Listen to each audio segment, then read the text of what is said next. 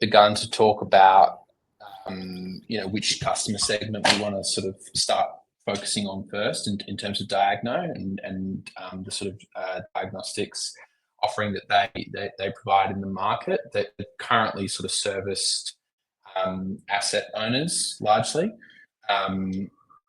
but have also service providers who have sort of rolled in their offering into sort of their stack of offerings to their clients.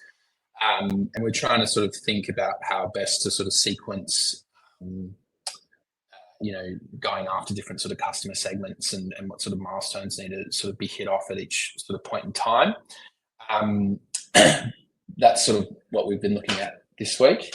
But to sort of kick us off, I might just get you, Adrian, to sort of introduce yourself a little bit around sort of your background and sort of the journey, I guess, you've had at Amber over the past few years and sort of what you've overseen, just so that the cohort has a little bit more of an understanding of your background from your words. And then I'll sort of hand it over to everyone to sort of ask you some questions. So over to you, Adrian. Yeah, no worries. Thanks, Alex. Hi, everyone. I'm Adrian. Nice to see you all.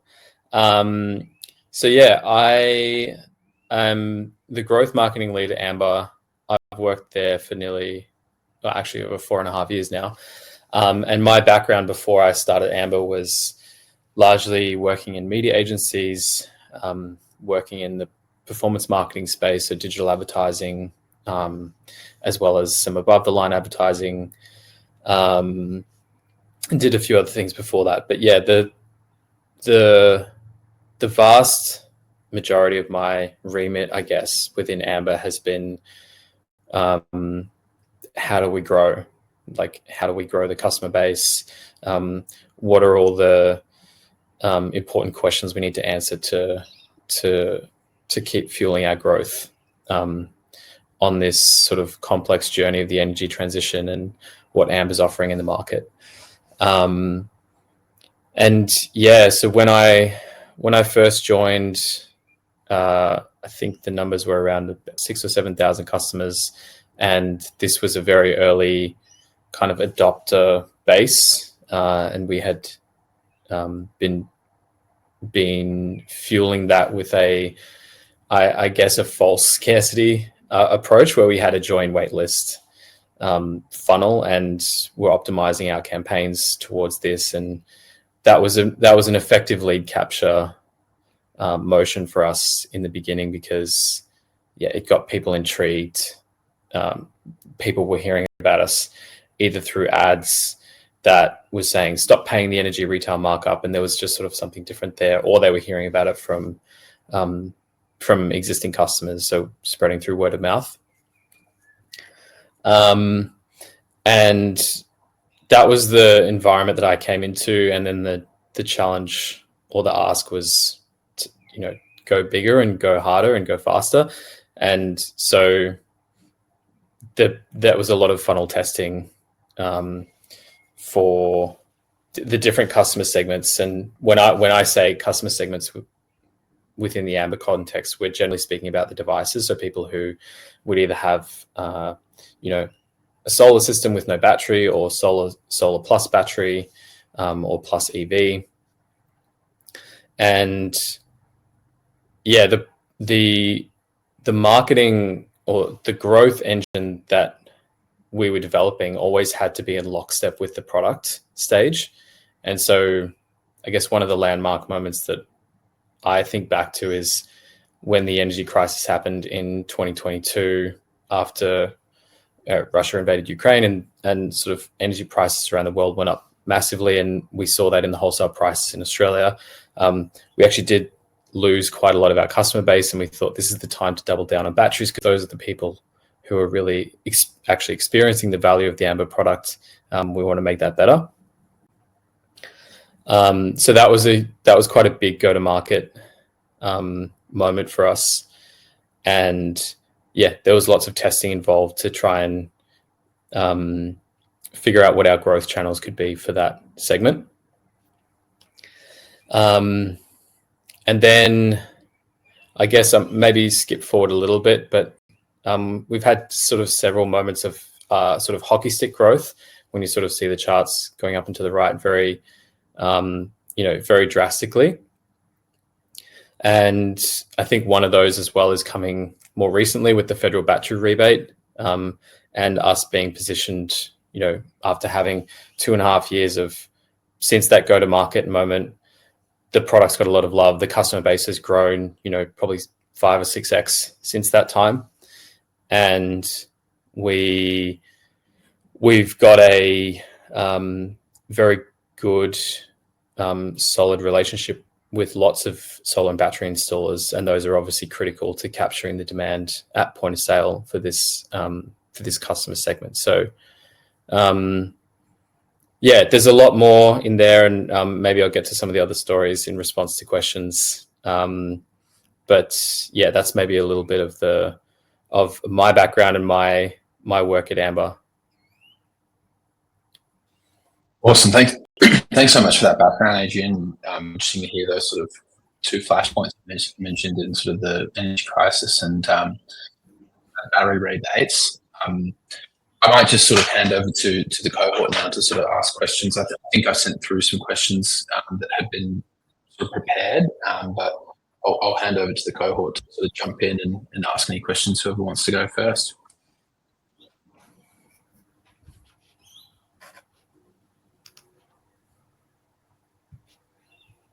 Alex, sorry, you guys cut out. Were you directing a question to me? Oh, no, sorry. Whoever wants to sort of ask Adrian questions, please feel free to jump in and come off the mic and ask away. Hey, Adrian, how's it going? Chris from Diagno.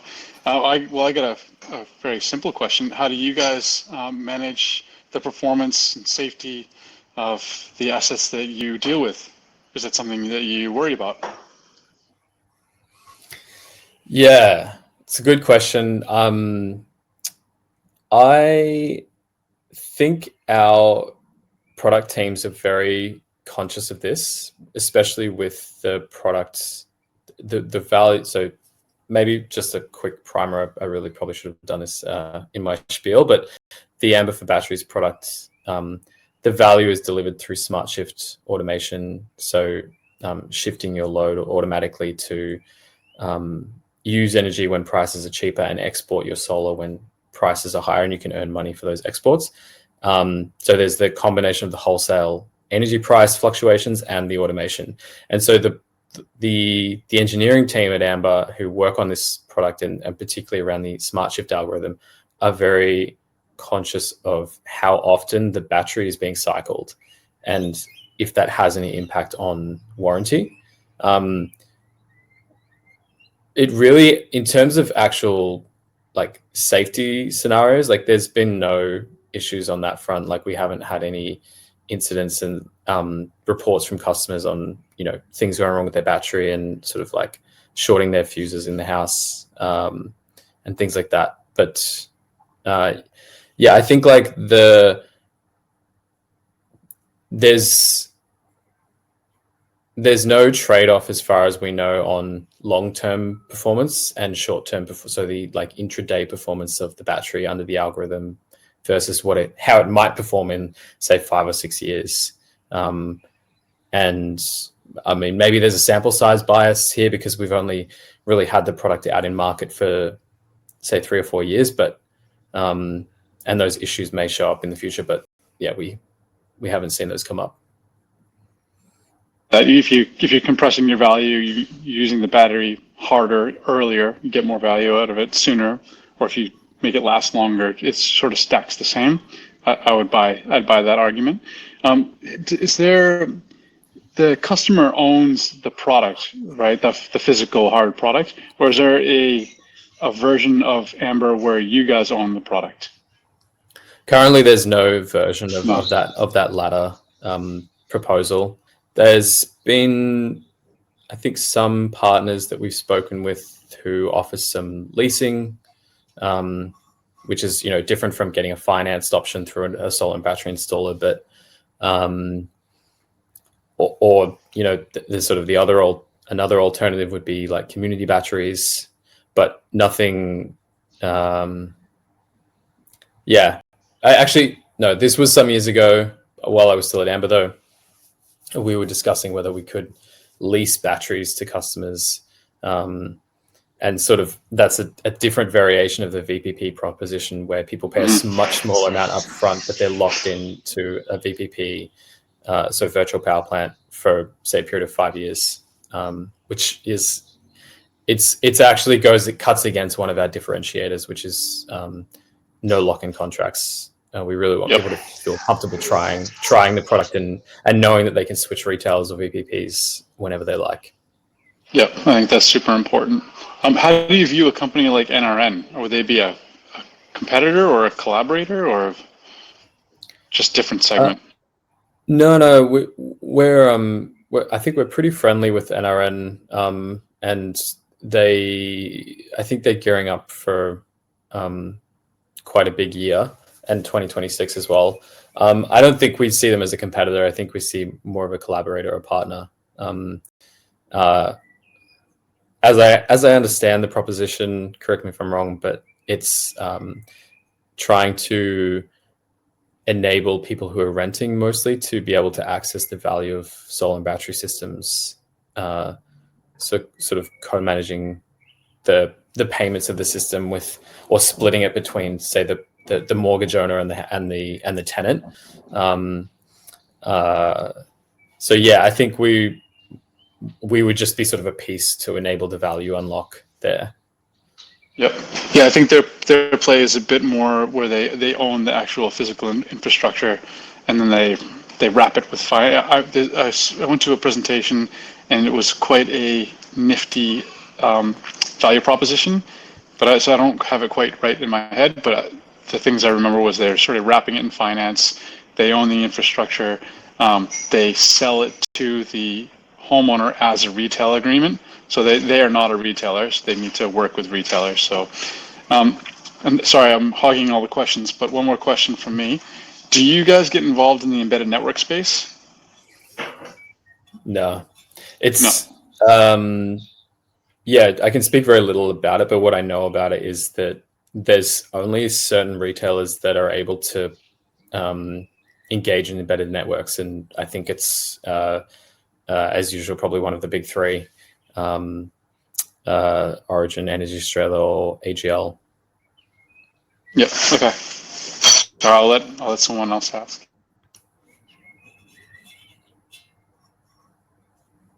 Hi, Adrian. So I have a couple of friends who are in Amber, and I've heard really good things about it.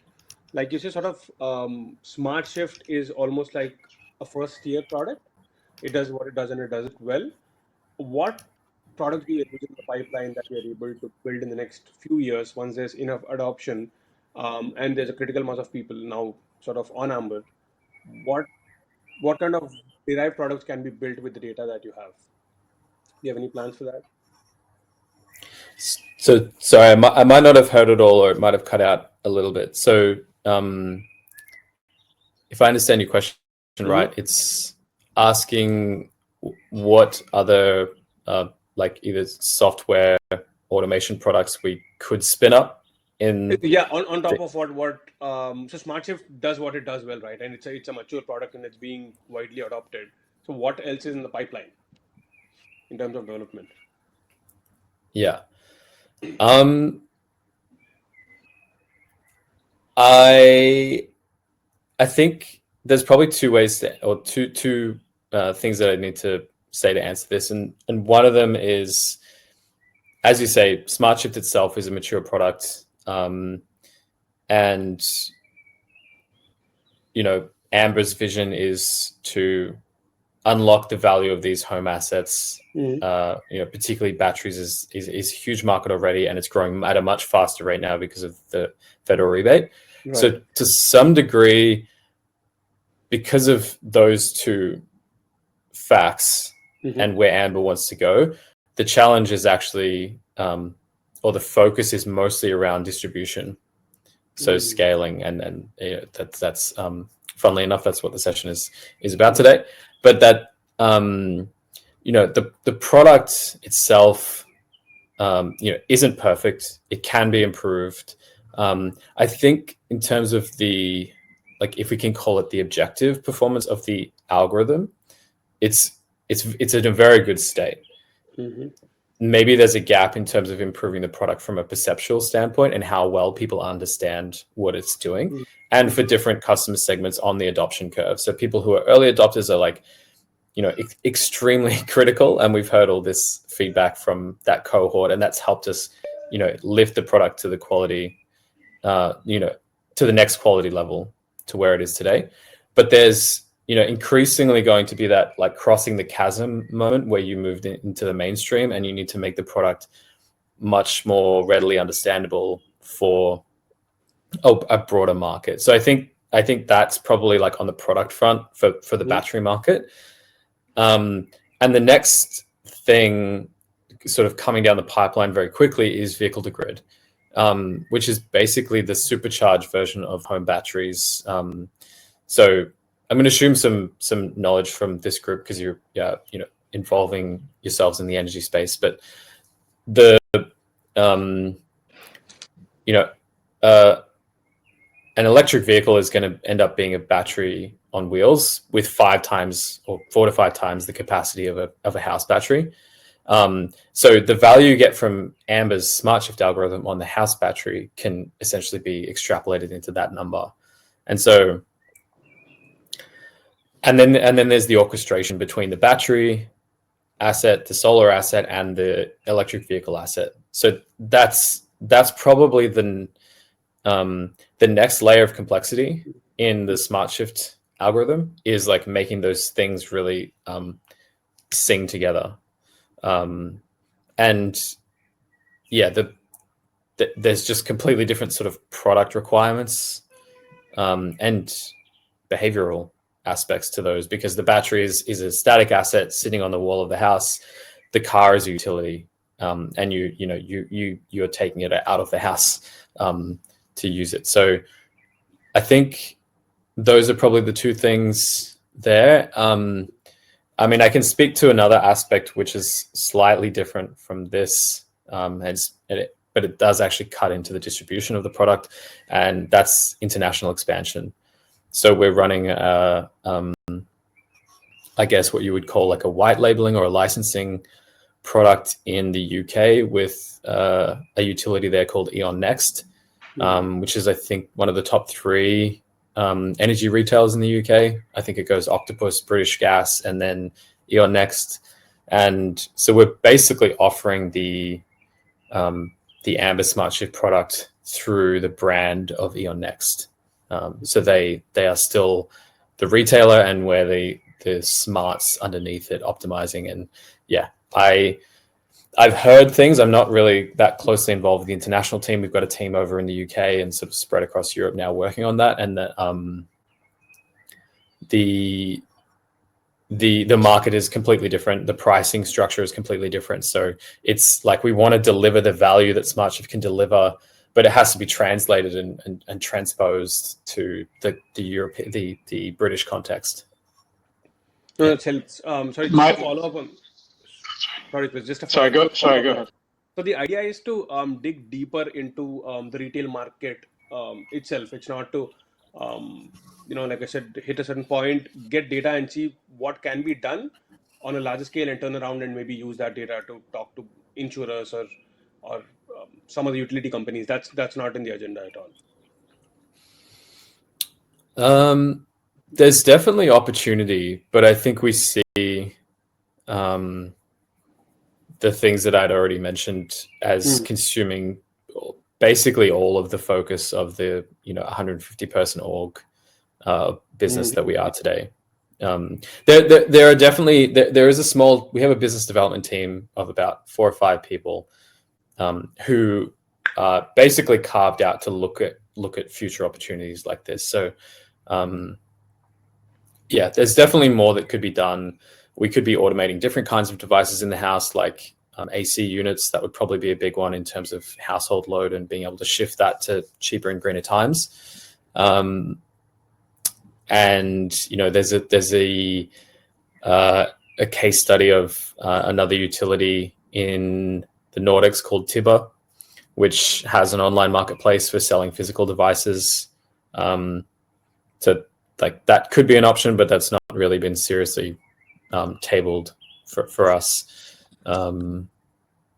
Yeah, we've I guess speaking to the other business development pieces, we've acquired the businesses of PowerPal in the last few years and Charge HQ. So there's PowerPal is a free device, at least for Victorians. They could claim it under this Victorian rebate scheme. And it monitors real-time power usage in your house. So there's obviously alignment there with Amber and the moving price of electricity throughout the day.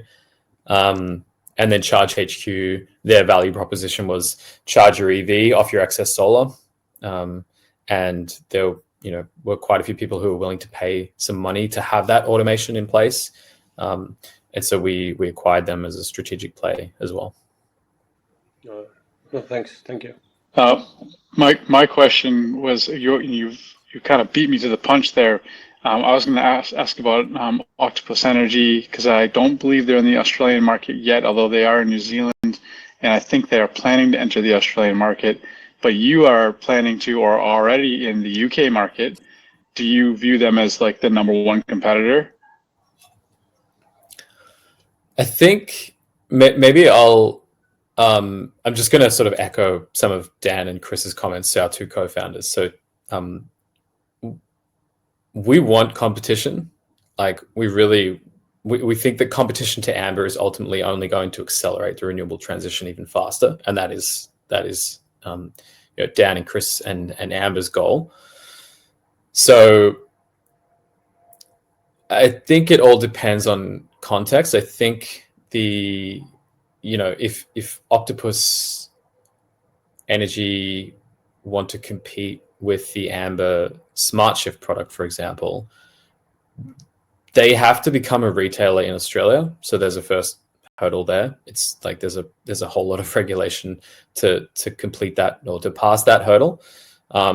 They have to be able to provide wholesale energy rates, which is incredibly complicated. And we've spent years already building this moat around our business.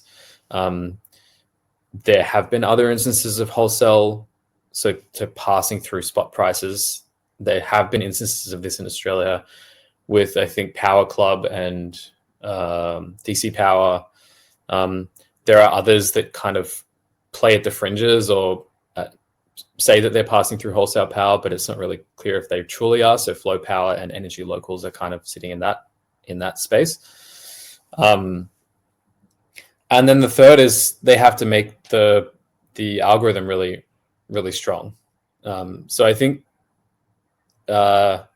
we would welcome the competition, but I think it would take new entrants that want to like take a share of this growing DER market, distributed energy resource market. I think it would take them a long time to do this. And yeah, I think us enabling other retailers as a means of growing our distribution. So the white labeling approach is an option there. So we could offer that to other retailers potentially, instead of them having to go through these hurdles. Yep, cool. That makes sense. Yep. I think there was some other questions. Your questions? Or are you on it? Sorry. Hi there. I have a few questions, some of which, I'm sorry I joined late as well. Hello. I had a few questions, some of which you've kind of touched on already. So there's sort of three. I might, just sort of say them all. You can come back to them. One was, I guess, what scaling strategies have you seen work best? For example, like white labeling and types of partnerships or acquisitions. The second sort of one was like, have you seen success in a certain sequence to the way you look at, say, product development, the customer segments you're targeting? And then the third was, well, yeah, I might just stop there and then I can come back to the third question. Yeah. Yeah, no worries. So the first question was around scaling, like what scaling strategies have been successful. Is that just for Amber or in any other experience in the energy space? Yeah, Although admittedly, this is sort of my main one. Yeah. I guess, yeah, just however you've, I suppose what you've seen work well in a situation where you're trying to scale a product, and maybe, yeah, to the degree that you can touch on it from Amber's perspective. Yeah. Yeah. So I think there might be some dissatisfying answers in here, so I'll caveat that up front. But like everything is, for me, with from a growth perspective, is a blank slate. So it depends entirely on context. And I think, I've been very fortunate to work with, some really, really, really smart people at Amber, and particularly within the marketing team, who can strike the balance well between the more, let's say, immaterial or like ephemeral qualities of positioning and brand, and the more tangible, hard, like commercial growth tactics, let's say. So starting from that the more ephemeral space of like positioning brand, we always knew that to try and communicate something as complex as Amber, so that's like software automation bundled with a retailer, but a retailer that offers wholesale electricity, and a large portion of energy households and consumers at large don't understand what wholesale electricity means. So we knew that we would have to build trust in the product, so in usage from when customers are onboarding, and a lot of transparency in education materials before someone signs up as well.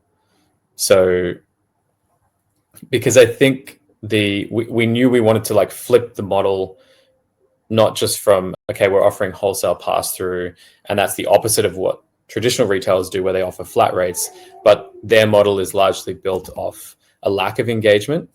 And, they know that people don't trust them, and they're fine with that. And they know that they've got high churn, and they're fine with that as well. And, our subscription model is its success is entirely built on high retention. So I think that's maybe not as, on that like commercial growth, like scaling strategy, but I think that's important and foundational to whatever we've tried to do. And maybe, going back to when I sort of gave my opening spiel about when I joined Amber and we had this join waitlist motion. So we wouldn't let people just sign up immediately. We actually had them, we did lead gen activities. So we did Facebook ads, we did Google ads, we did affiliates, we did some SEO, like all this sort of like traditional like marketing tactics. And then people submit their email address, and then they get this educational nurture series. And it went on for an unspecified amount of time. And then we'd advise them at some point manually, just to say, hey, your place is approaching in the queue, or, here's a sign up link. It will expire in 14 days. So that's where we did introduce some of the more like, as like growth tactics, where we're trying to create a sense of urgency for people to sign up. It's like, okay, you've reached your point in the wait list where you can sign up, and you need to take advantage of that in a certain time frame. And this, we tested different offers as well and different framing of that. So yeah, I think that's probably very important, because it underpins a lot of our marketing. Is like, we want to try and build trust with consumers. Like the category, I think, is second lowest in trust in Australian consumers, just after insurance. So You know, it's after a product that people don't want to buy or don't want to have to use. So the bar is pretty low. So I think that was something we thought we needed to do, and it's an opportunity. Yeah. Yeah. And then, yeah, I think more on this scaling strategies that have worked. It's definitely around word of mouth and community for us. So we have an unofficial Amber Facebook user group. So I don't know if anyone has been an Amber customer or knows about this group, but there's probably about 10,000 customers in there. I think when I joined, there was about 600 or so. And so, you know, we've sort of nudged customers toward this, and it's like completely self-moderated. Well, it's almost entirely self-moderated. We do have some of our product managers going in there, occasionally giving updates or like answering really pointy questions that seem to be getting a lot of traction and like are not answered by the community.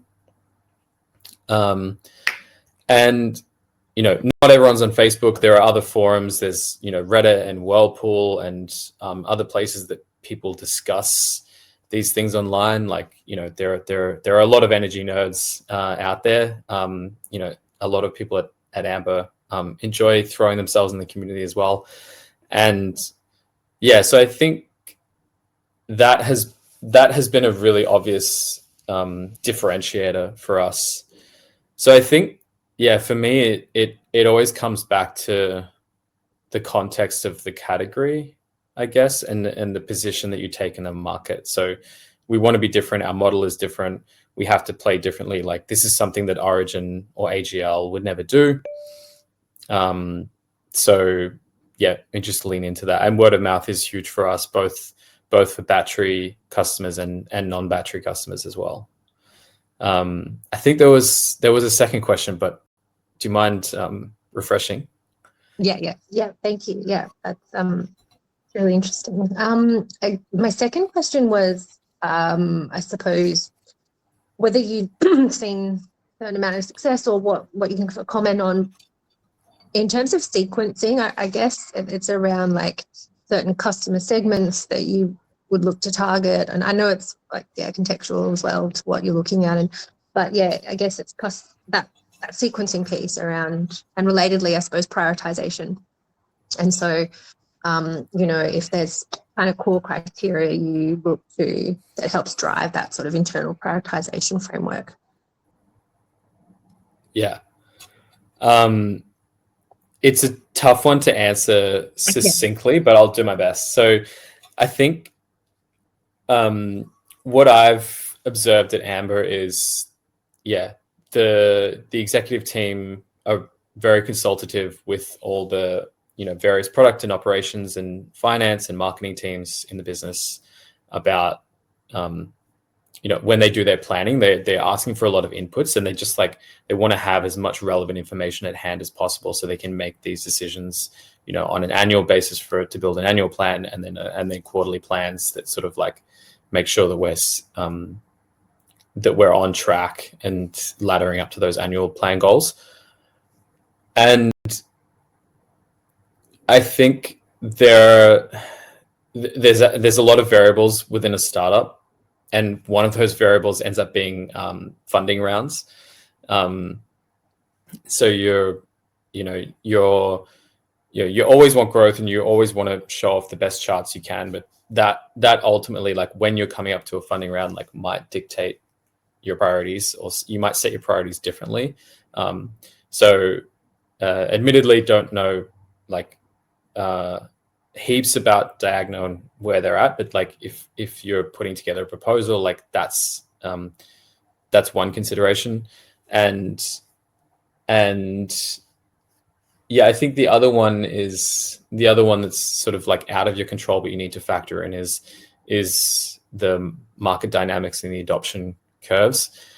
And it's can be hard to predict for. Like, one of the stories that Dan and Chris often bring up is they wanted to build Amber for this moment today, and that was back in like 2017 or 2018. So they really saw like batteries and EVs will be the future of the energy transition, and they want to create this business and this model that empowers Australian households to be at the heart of the energy transition. But I think they both thought that this moment would come much earlier. And so we've had to, I guess, make trade-offs and maybe delay, building an EV product, because we actually just had to make the core retail experience for someone who didn't have any of these devices much stronger. Because that's, at the end of the day, there's still 6 million households in the NEM that have no devices, or, it's getting smaller now because more and more people are adding solar or battery or EV. But, for a long time, that's been the biggest segment to go after. And so I think one of the moments where we've had this hockey stick growth that I didn't mention was in 2023, the year after the energy crisis. So that was sort of at the start of 2023, we'd been building the Amber for Batteries product and running this go-to-market for about 6 months. And we kind of like put a pin in it.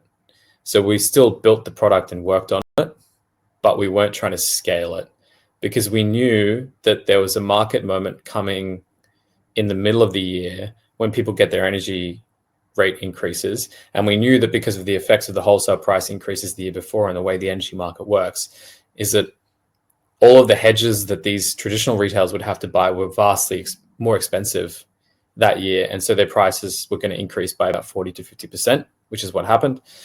And our wholesale prices already started decreasing from the year before. So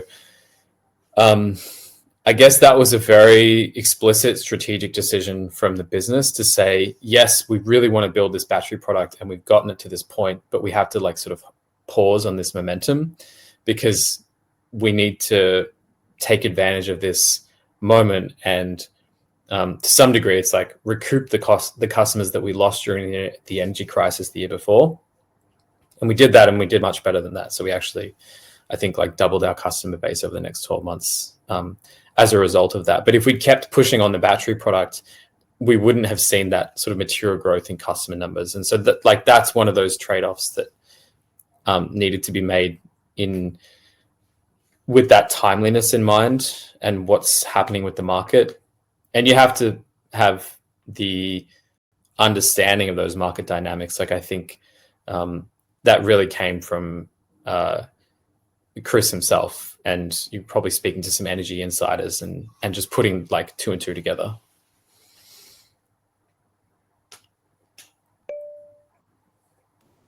Yeah, hi, Mike Young here. Got a question for Adrian. Thanks. One of the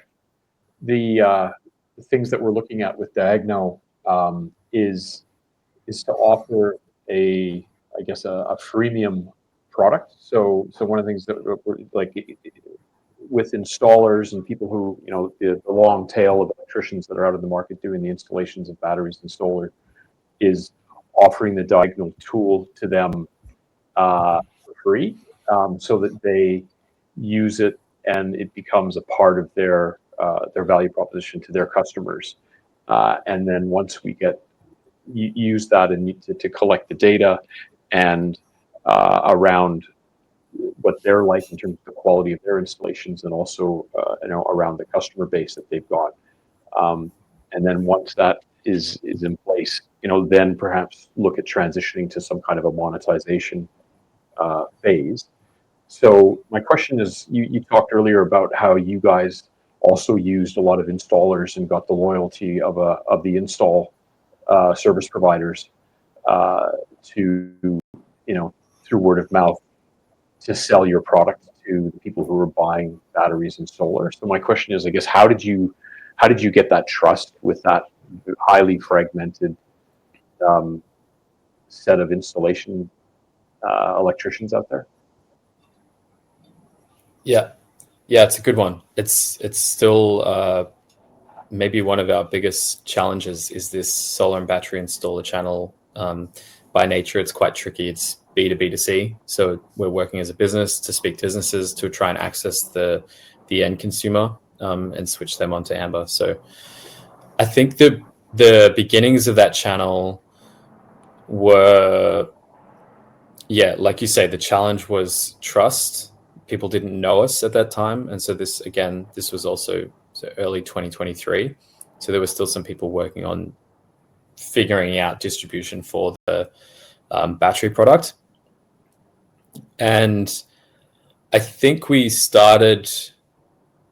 Yeah, so we knew we had to gain some trust, and I think to get the momentum, you need the social proof, or you need the case studies. Installers, whilst not, not naturally collaborative with each other, but they do talk. It seems to be a close-knit community, at least sort of regionally. And so if we could get, a few installers in an area that were referring and having a good experience with that referral to Amber, then we were confident it could take off. And so we started with the installers that were smaller. So they're not, what we would call like whales doing sort of 50 installs a week. It's more like the man in a van outfit that are doing like maybe 2 or 3 installs a week. Maybe not even that much, to be honest. And I think they also had to be the ones that were naturally very high touch and wanted to build custom quotes and solutions for people's homes.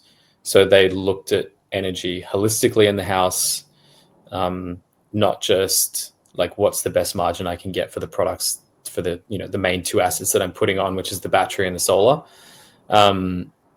and they would understand people's energy habits, so they would find the people who would be a good match for Amber and be able to load shift, and they wouldn't necessarily like lead with Amber, but they would like listen for that signal in conversations with the homeowners. And so I think like, again, this is why we picked smaller outfits, because we wanted to speak to people who, didn't have large sales teams that they then need to educate those sales teams on how Amber works. Like, to be honest, this is kind of a challenge that we're facing today. We're trying to scale the channel, and you might have buy-in and excitement from a founder or a director or a business manager from an installer partner. But if they're then needing to spend time training their sales team on Amber and get them to understand the value of Amber and the role that having Amber in the sales conversation with the homeowner might have, like that's a trickier spot to be in. So sort of moving through us having moved through that journey, I would say you sequence that later.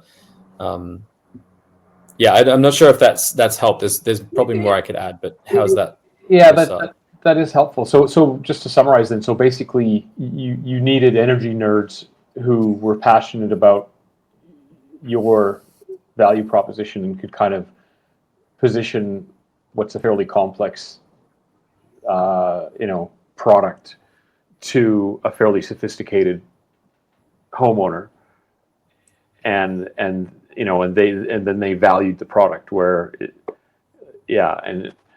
because that's because I guess the reality is what Diagno is doing is adding a layer of value on top of that by basically, it's almost like an insurance policy for your home solar and battery, because you can do remote diagnostics and make sure that it's actually performing is up to scratch. So the initial target audience for Diagno would be very similar. So my question to you, would you guys be interested in doing a joint value proposition where you can enhance your value proposition by offering a Diagno capability which potentially delivers more value to your customer? Yeah, I like it. Sliding it in as a pitch as well. I think it's interesting because to the answer from Chris's question before, there isn't really a sort of natural partner or technology piece that offers this safety and performance aspect to these assets, as I understand it. And like the installers, they as part of the typical contracts of sale, there's a warranty period in there, but it's a huge cost to them, really. Like it's exactly. So with Diagonal, what you can do is it would do a health check and mean that they wouldn't have to do 2 truck rolls. So they could diagnose it remotely and make sure that when they showed up, they had the right part, they knew what the problem was, and they could fix it. So it would actually, it adds value to the the installer in a way which you guys don't, I don't imagine, because you guys offer value because you make them as a total proposition look more attractive, but you don't actually reduce the cost of their, you don't make them more efficient. Whereas what Diagonal is doing is about making the installers more efficient. So it's anyway, there would definitely be some synergies there, I think. Yeah, so that maybe to sort of touch back on the first part of the question you had, which was there is happily a natural alignment in what Amber wants to do and what the installer wants to do for the homeowner, which is reduce energy bills, become less dependent on the grid, and have the potential to earn money as well. And the value props from the competition are relatively weak. Your earnings are capped. You have less control of your battery. You can't take control and tell it to discharge and or self-consume at different points of the day. But yeah, like we don't have any battery health check. Believe it or not, we have discussed this at length, though, whether this is something that we should offer. So yeah, I think it's interesting. I think there, especially if there's a point where you can, with Diagonal, where they could say, yeah, we guarantee, that we'll catch all these kinds of problems which might get flagged by the installer or by the battery brand directly, to say, yeah, we guarantee no more than this degradation or whatever it might be on the assets. Yeah, look, I can't speak for Diagonal on that, but yeah, I think that would be worth, having a discussion on. And I guess and I'm aware that I think Andrea has a question, but the other thing too is that the main competition for Diagonal is a company called Omnidian, who basically do their strategy has been very different. They're looking at owning the end-to-end stack, so they've actually gone out and bought a service provider network, and then they do the diagnostics. So they become a one-stop shop, whereas Diagonal, in my view of it, is looking to focus on those 40% of the installers who are the man in the van and making them competitive in that space. So in a way, it's quite analogous to how you guys are tackling the big guys in the market. So I don't know, that's more of a comment than a question, I guess, but yeah, it's just interesting. Yeah, nice. Yeah. Cool. Thank you for that. All right. I think Andrew, you got a question. Just one question. Unfortunately, mine is less exciting than Mike's about the potential collaboration, but great idea. Just regarding the workforce, do you have any thoughts on what's more important when scaling up from Diagonal's perspective, whether they should look at commercial capability, business development, people when growing the team to expand the business, or whether they should focus on technical skill set to show and prove their gain trust through showing the performance of the diagnostic system?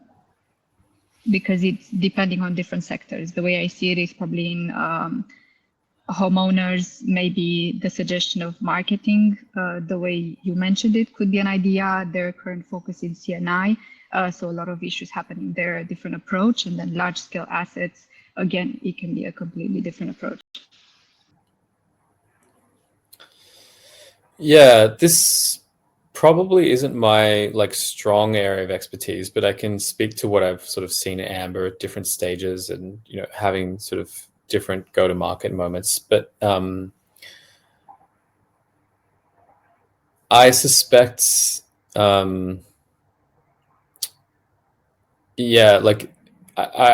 mean, firstly, integrations engineering is incredibly complex for Amber. So I think when we first started Amber for batteries, it was just Tesla Powerwalls that that were controllable by the algorithm, the SmartShift algorithm. And then we've sort of, that's always been a sequencing game as well, is like, which integration do we do next? How much TAM, so total addressable market, do we get from this next integration? Where is the market moving to? Tesla sales have kind of plummeted this year, and SIG Energy is starting to take off, and Alpha ESS is starting to take off. And those are not things we kind of like maybe guess but didn't fully predict. And ultimately we want to just cover as much of the market as possible. And so we've restructured our engineering team to actually have a dedicated integrations team rather than being a part of the core Amber Batteries product, because, like as Suresh mentioned earlier, that's a very mature product, and the integrations can just be worked on as a kind of, it's more of a partnerships play rather than like you're working on the core features of the product, if that makes sense. I would guess, though, you need a pretty healthy balance of both the business development representatives and people who are going out and meeting and talking to and getting feedback from the commercial customers, the Diagnos trying to go after, and people who are coding and potentially doing these integrations. So yeah, maybe not a satisfying answer, but my sense is that you need a healthy balance of both. Yeah, maybe one other comment here, which is something that we're grappling with at the moment, is people who are like business development representatives or like kind of typical salespeople, let's say, don't always have the necessary like mindset to think in systems. And for me, growth is all about systems.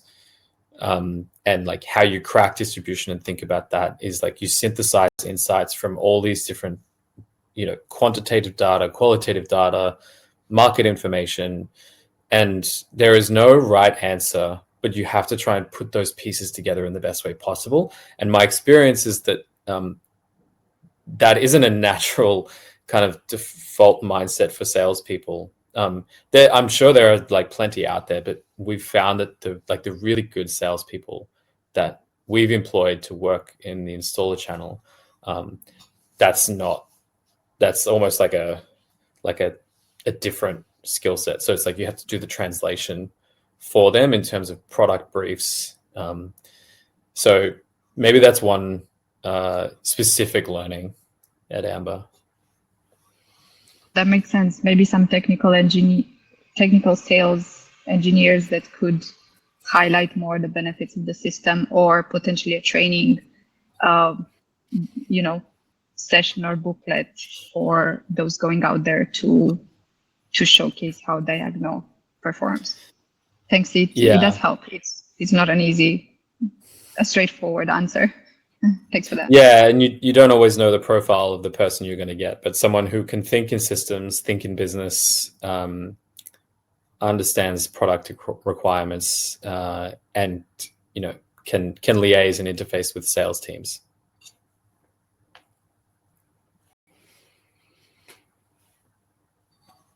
Awesome. Conscious we're sort of coming up towards time. Does anyone else have any sort of like last questions they want to ask Adrian whilst we've got him here?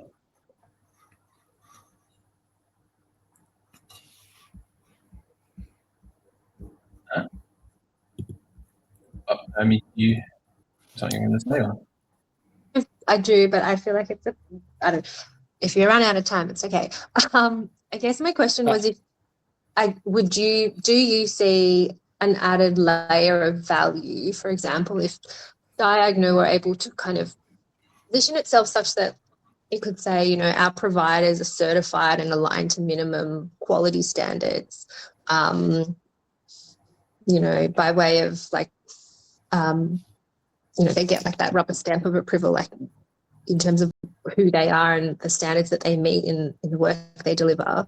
And then also a sort of a piece about that Diagno is able to align its data to sort of required ESG reporting. You know, that obviously like it's mandatory now for larger companies. Yeah, that's sort of the lens that I'm coming at this from, like personally for this particular project. So I was just curious to know if you see value in that. Yeah. So as much as I've familiarized myself, which is not very much, admittedly, with Diagno product, but I'm probably harping on this quite a bit, but I think that the trust factor is probably again going to play a role in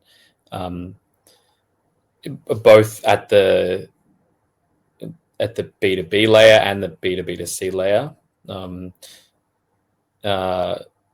You know, if Diagno's, if we just say it's, you know, B2B and it's Diagno going to commercial sites or commercial entities, they're still going to be, just having trust issues because it's attached to the energy category.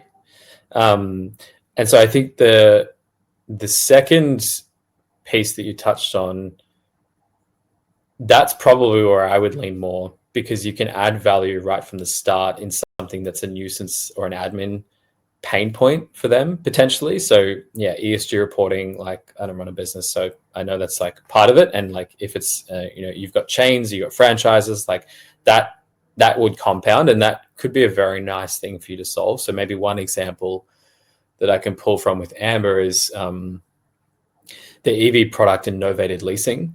So we obviously would love to partner with a lot of novated lease companies as the point of sale channel and be referred by them. And one way that we thought we could do that is have automated expense reports sent back to the leasing provider for the customer. So like I have a novated lease with Amber, and every 2 or 3 months I have to go through my Tesla app and like compile these reports, and it's like download a PDF, and like it's just kind of a pain. So I would love if this product feature actually existed for Amber, and that's just me doing it for myself to, you know, claim $200 or $300 worth of charging costs over a few months period. And so if you're a business and that's like a material time investment for ESG reporting or other kinds of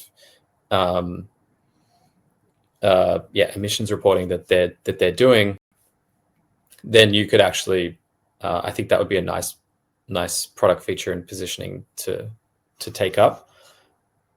The only consideration is whose problem are you solving, and do they make the decision about Diagno or not? Because if it's the finance team and it's their time, you're probably not talking to them as a first port of call. But anyway, that's just another consideration. Oh, thank you.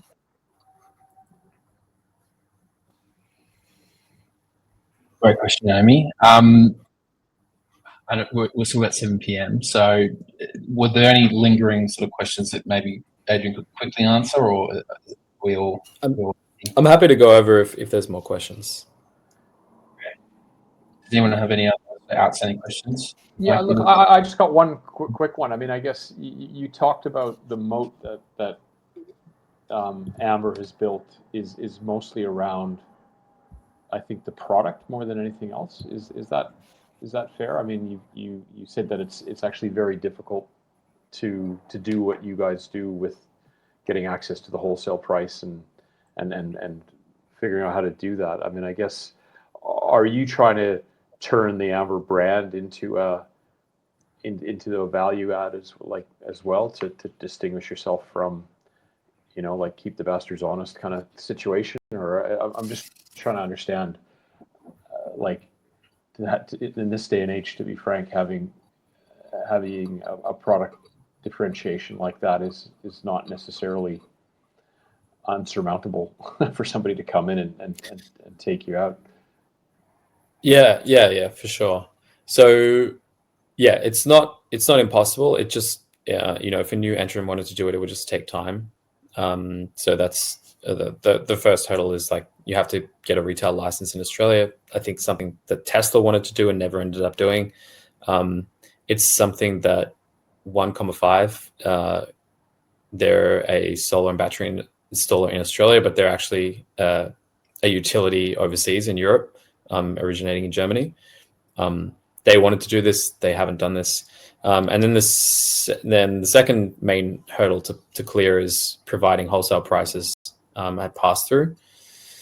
And yeah, again, you can do this. AEMO, which is the Australian Energy Market Operator, will let you do this as a retailer, but it's just intrinsically complex to do it and to deliver wholesale pricing and build customers on wholesale pricing accurately.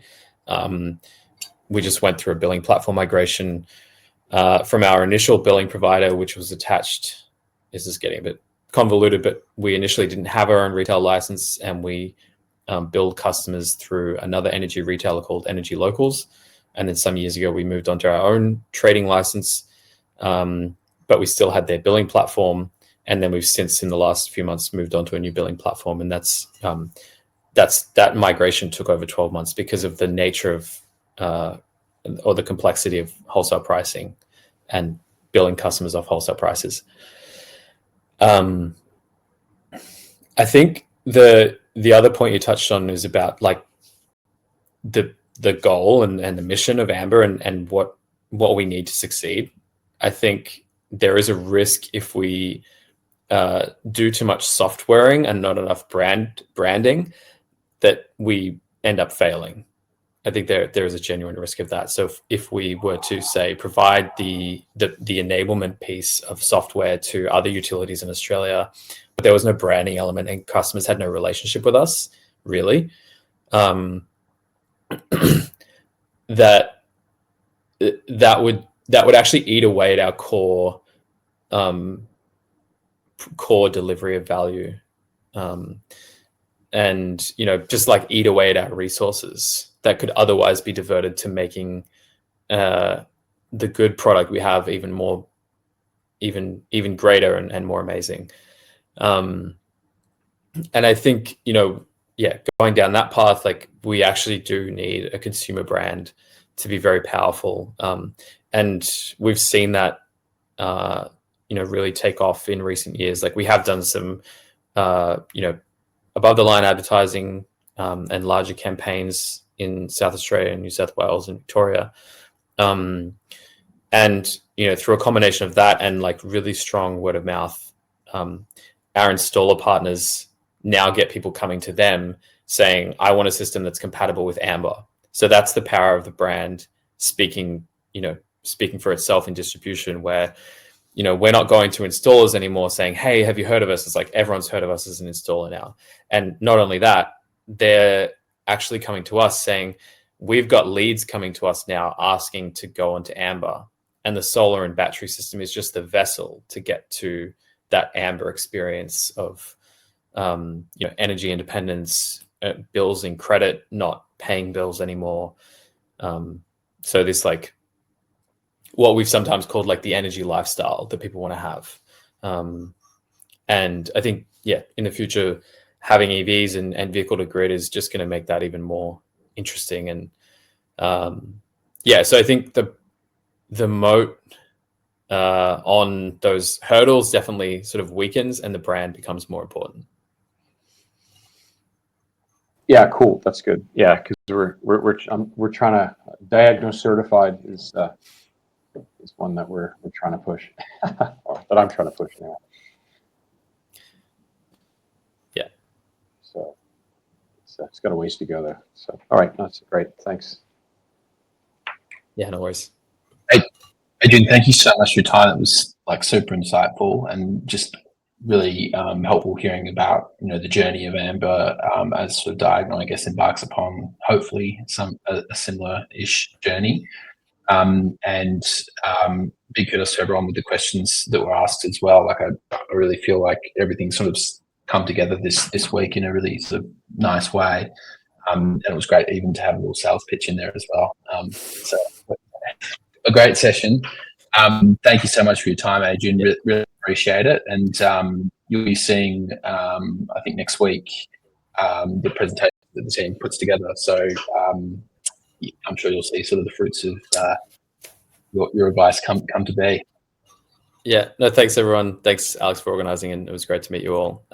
Yeah, good questions. I don't mind having a sales pitch and any follow-up discussions about Diagno with Amber potentially. So yeah, good luck, and yeah, I'll see you all next week. Thanks, Thank Adrian. you. Bye. Yeah, thanks.